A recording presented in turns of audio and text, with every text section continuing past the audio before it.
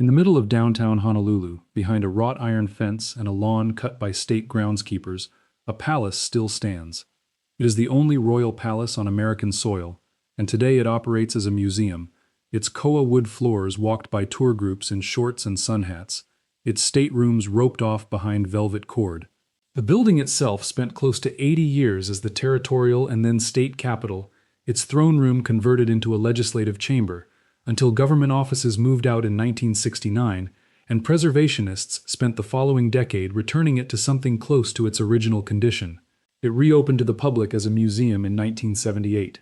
Visitors are told, correctly, that a monarchy once ruled here, and that the monarchy fell in 1893.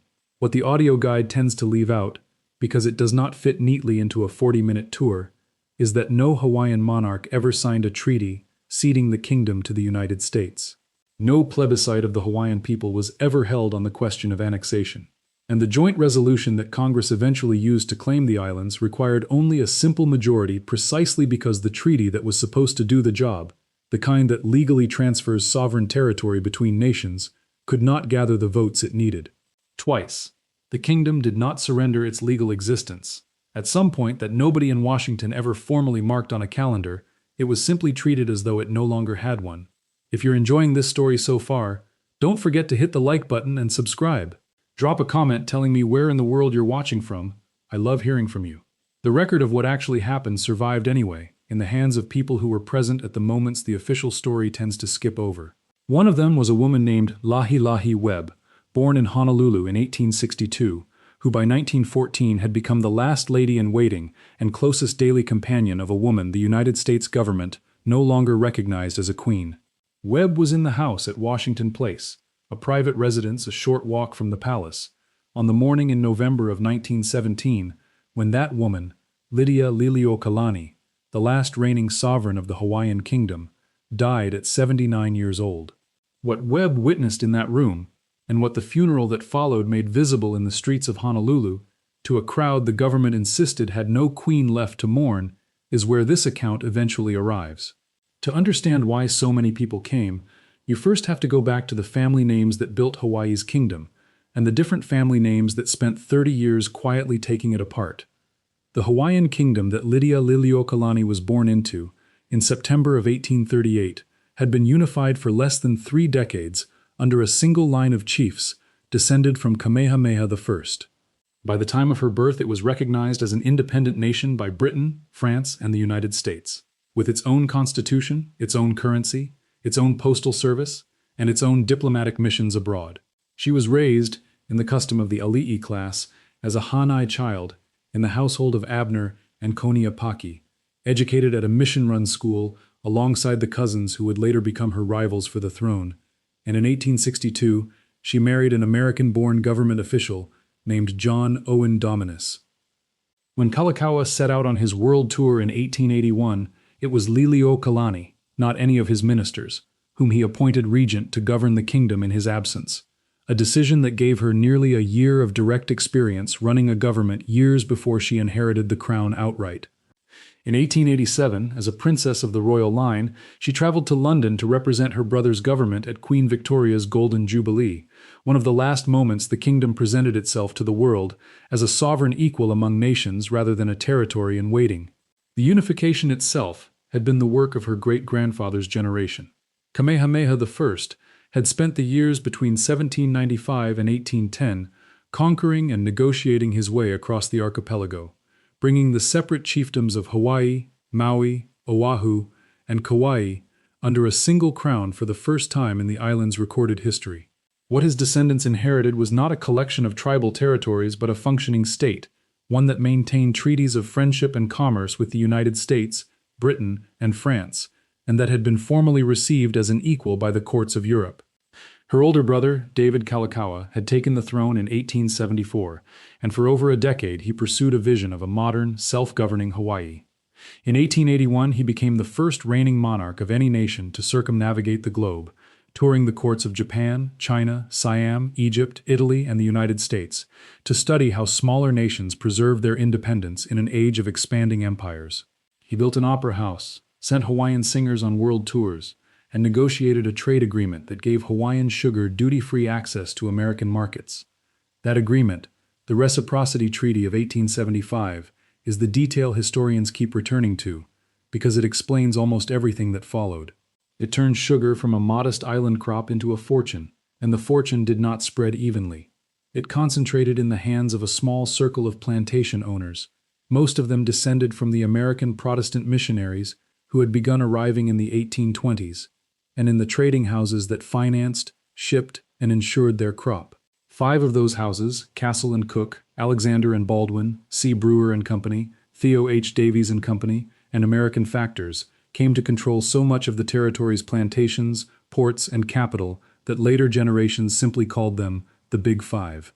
When Congress passed the McKinley Tariff in 1890, stripping away the advantage the Reciprocity Treaty had given Hawaiian sugar by opening the American market to foreign producers generally, the planter class lost, almost overnight, the arrangement their fortunes were built on. Annexation to the United States was no longer only a political preference among them, it became, for the first time, a direct financial necessity. By 1887, that circle of planters and merchants had organized an armed militia known as the Honolulu Rifles and a political body known as the Hawaiian League. In July of that year, without an election and without a vote in the legislature, armed members of the League surrounded Kalakaua and presented him with a new constitution to sign. He argued.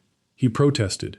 He signed anyway, because the alternative, according to the men standing in his own palace with rifles, was worse. The document became known afterward as the Bayonet Constitution.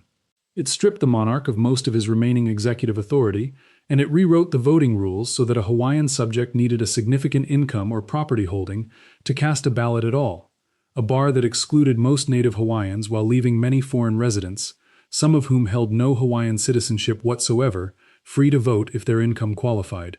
The kingdom kept its throne, its flag, and its name. Its government now answered in practice to the men who had written the document at gunpoint. Kalakaua died in San Francisco in January of 1891, on a trip taken partly for his failing health, and the throne passed to his sister. Liliuokalani inherited a legislature she did not control and a cabinet she could not fully choose, bound by a constitution that had been forced on her brother rather than agreed to by her people. For 2 years she worked within it.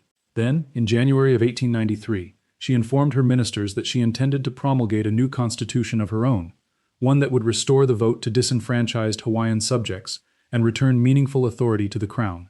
Her ministers, afraid of what it might provoke, refused to countersign the document, and she did not force the issue that day. But the intention alone was enough. Within 72 hours, the same circle of merchants and planters who had written the Bayonet Constitution 6 years earlier had organized themselves again, this time not to limit the monarchy but to end it outright.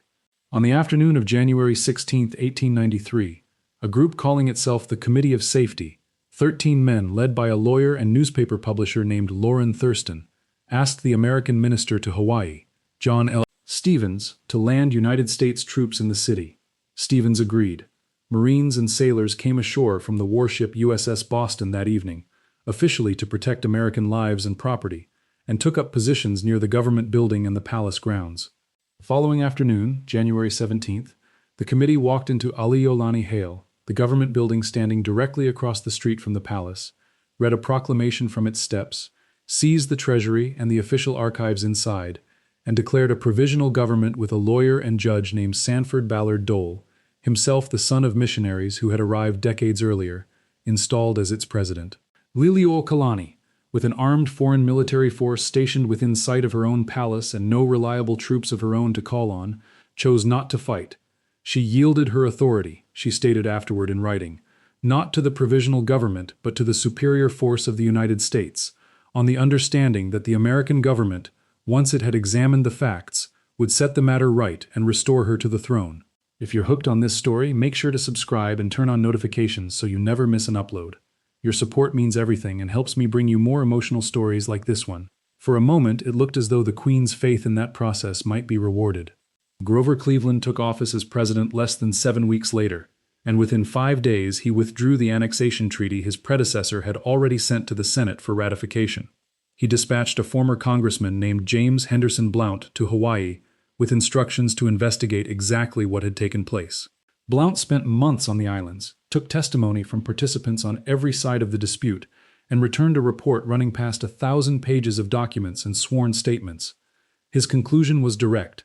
Stevens had ordered the landing of troops in support of the takeover before it had fully succeeded, and the provisional government had never held the consent of the Hawaiian people it claimed to govern. Cleveland accepted the findings without reservation. In a message to Congress on December 18, 1893, he described what had happened in Hawaii as an act of war, carried out with the participation of an American diplomat and without the authorization of Congress, and he called plainly for the restoration of the Queen. The provisional government refused to step aside, and the United States Senate, heavily lobbied by annexationist interests on both sides of the Pacific, declined to back its own president. The Senate Foreign Relations Committee set the Blount report aside, commissioned a competing investigation under Senator John Tyler Morgan, and produced a starkly different account, one that cleared Stevens of any wrongdoing and blamed the Queen herself for the crisis. Blount had worked largely outside the view of the provisional government, taking sworn statements from royalists and annexationists alike, and had no power to compel testimony. The Morgan Committee, working a year later with an annexationist majority already inclined toward its conclusion, relied heavily on testimony supplied by the men who had organized and benefited from the takeover in the first place. Two federal investigations, conducted within a year of each other, examining the same set of facts and arriving at opposite conclusions. Cleveland, unwilling to use American force to remove a government American force had helped install in the first place, referred the entire matter to Congress and allowed it to stall there. In 1894, the provisional government reorganized itself into the Republic of Hawaii, with Dole again at its head, and began governing as though the question of its own legitimacy had been permanently settled. It had not been settled. It had simply been set down and left unanswered. The Queen did not stop pressing her case, and neither did her people. In 1897, the newly inaugurated President William McKinley reopened the question, and representatives of the Republic of Hawaii signed a fresh treaty of annexation with his administration. Two Hawaiian patriotic societies, Hoi Aloha Aina and Hoi Kalaiaina, organized petition drives in response, sending members on foot, on horseback, and by boat, between villages across every island. In a single sweep lasting a matter of days, Hoi Aloha Aina alone gathered 21,269 signatures against annexation, at a moment when the entire native Hawaiian population numbered well under 40,000 people. A delegation carried the petitions to Washington and placed them directly before the Senate Committee on Foreign Relations, combined with a companion petition from Hoi Kalaiaina calling outright for restoration of the monarchy. Well over 38,000 names stood against the treaty. When the vote finally came, it received 46 votes in favor, far short of the 60 needed to reach the two-thirds majority the Constitution required for a treaty. For the second time in 5 years, an annexation treaty had failed on its own legal merits, defeated in large part by Hawaiian citizens using the very democratic machinery the United States claimed to represent. It did not matter for long. In April of 1898, the United States went to war with Spain, and the strategic argument for a coaling and naval station in the middle of the Pacific, an argument annexationists had been making for years without success, suddenly carried the weight of wartime necessity. A congressman from Nevada named Francis Newlands introduced a joint resolution instead of a treaty, a legislative mechanism that required only a simple majority in each house of Congress rather than a two-thirds vote in the Senate. It passed the House in mid-June and the Senate in early July, and President McKinley signed it into law on July 7, 1898. On August 12th, in a ceremony held on the same palace steps where Kalakaua had signed the Bayonet Constitution 11 years earlier, the flag of the Hawaiian Kingdom was lowered from Iolani Palace for the last time, and the flag of the United States was raised in its place. Liliuokalani sent one final letter of protest to Washington. It changed nothing. Along with the transfer, close to 1,800,000 acres of former Crown and government land passed into American hands without a single dollar of compensation paid to the deposed government or the people who had lived on and farmed it. Land that would remain the subject of active legal dispute in Hawaii for more than a century afterward. None of this had addressed the Queen herself, who remained in Honolulu as a private citizen under a government that had never once asked her people's consent to exist. In January of 1895, a group of Royalist sympathizers, led by a part Hawaiian former legislator named Robert Wilcox, attempted an armed counter-revolution to restore her to the throne, gathering fighters in the valleys above Honolulu, near Diamond Head and Manoa. The uprising collapsed within roughly 10 days under the weight of better armed and better organized government troops, and its surviving leaders, Wilcox among them, were captured and imprisoned. Wilcox himself was tried and sentenced to death for treason, a sentence later commuted, and more than 100 other royalists were arrested and processed through the same military courts that would soon turn their attention to the Queen herself. Republic authorities searched Liliuokalani's private residence at Washington Place and found rifles, cartridge belts, and explosives buried in the garden. She was arrested on January 16th, exactly 2 years to the day after American troops had first landed in support of the original overthrow, and imprisoned in an upstairs corner room of her own former palace, allowed a single attendant and no visitors. She was tried before a military tribunal on a charge of treason, inside the same building where she had once received foreign ambassadors as a reigning monarch. On the 4th day of her confinement, she was told that she and 6 of her supporters faced execution by firing squad. On January 24, 1895, she signed a formal act of abdication and a companion oath of loyalty to the Republic of Hawaii, in the presence of 6 witnesses and a notary. The charge against her was reduced to a lesser offense, her own death sentence was never carried out, and the men who had been condemned alongside her were spared. She wrote afterward that she would have chosen death rather than sign, but had been persuaded that her signature alone stood between her supporters and the firing squad. Historians who have examined the surviving document note one small, deliberate detail. She signed it not as Liliuokalani, the name under which every royal act of her reign had been issued, but as Liliuokalani Dominus, her name as a private citizen under her late husband's surname. What that distinction carries under international law is still argued today. What is not argued is that the signature was extracted under threat of the deaths of people she loved, in a room inside her own palace, guarded around the clock by men employed by the government that had taken it from her. Released after roughly 8 months and later granted amnesty, Liliuokalani spent her remaining decades as a private citizen who never stopped being treated, by ordinary Hawaiians, as their queen. In 1898, she traveled to Washington to lobby personally against the Annexation resolution and published a memoir, Hawaii's Story by Hawaii's Queen, laying out her own account of the overthrow for an American public that had mostly heard only the provisional government's version of events. In the years that followed, she composed hundreds of songs, among them Aloha Oe, which would go on to become the most recognized piece of music ever to come out of the islands. In November of 1909, nearly 17 years after the overthrow, she took her claim to compensation for the Crown lands to the United States Court of Claims. The court ruled against her the following May, finding that the Crown lands had passed to the new sovereign along with the change of government itself, and had never been her private property to reclaim.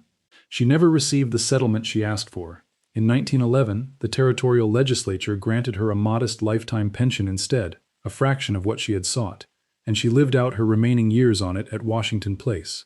By 1914, her health had begun to decline, and Lahi Webb had become her closest daily companion, the last woman to hold the formal position of lady-in-waiting to a Hawaiian monarch.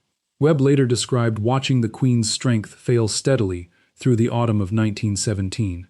On the morning of November 11th, at 8:30, Liliuokalani died at Washington Place at the age of 79. Present in the room, according to the accounts later gathered from those who were there, were her physician, William Cotton Hobdy, her heir apparent Prince Jonah Kuhio Kalanianaole and his wife, and Webb herself. Church bells across Honolulu tolled 79 times, once for every year of her life, announcing to a city that its government no longer officially recognized as having a monarch that its queen was gone. What followed was not a private burial. Her body lay in traditional Hawaiian mourning at Kauaiahau Church for a week, attended by chanting and wailing that the missionary-descended establishment had spent a century trying to discourage. On November 18th, the government that had deposed her almost 25 years earlier granted her a formal state funeral in the throne room of Iolani Palace, the same room where she had once been crowned and later imprisoned.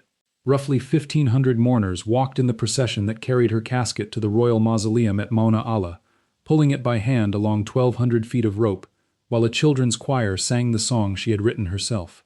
A Honolulu newspaper described the day as the moment the last visible expression of the monarchy came to an end. It is a strange thing to write about a funeral for a woman whose kingdom, by its own laws, had never actually been formally dissolved at all. The monarchy had not ended.